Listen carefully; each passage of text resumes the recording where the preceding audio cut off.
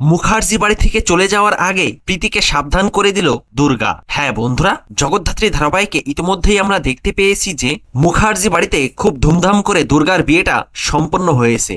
নাচ গান আর হাসি আনন্দের মাঝেই দুর্গার বিয়েটা সম্পন্ন হয়েছে। তবে দুর্গার বিয়েটা সম্পন্ন হওয়ার পরেই দুর্গা এবার মুখার্জি বাড়ি থেকে বিদায় নিতে চলেছে। তবে মুখার্জি বাড়ি থেকে বিদায় নিয়ে শ্বশুর বাড়িতে যাওয়ার আগে দুর্গা মুখার্জি বাড়ির ভেতরের শত্রুদেরকে সাবধান করার চেষ্টা করে, কেননা দুর্গা ইতিমধ্যেই জানতে পেরেছে দিব্যা সেন হসপিটালে আছে। আর দিব্যা সেনের সাথে হাত মিলিয়ে প্রীতি ও তার পরিবারের লোকজন কোনো একটা ষড়যন্ত্রের খেলায় মেতে উঠেছে। আর তাই দুর্গা প্রীতির মুখোমুখি হয়ে প্রীতিকে বলে, তোর ফ্যামিলি আর তোর ওই গোষ্ঠীর লোকেদেরকে বলে দিস দিব্যা সেনের পাশে না দাঁড়াতে। আর যদি বেশি ছক্কা পাঞ্জা করতে যায় না, তাহলে কিন্তু একদম 3 ছক্কা পুট করে দেবো, হ্যাঁ বুঝেছো?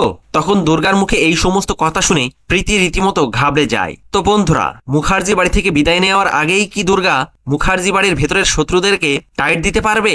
সেই সবটা জানতে চোখ রাখুন জগদ্ধাত্রী ধারাবাহিকের পরবর্তী এপিসোডে। ভিডিওটি ভালো লাগলে লাইক, শেয়ার ও সাবস্ক্রাইব করে সাথে থাকুন। ধন্যবাদ।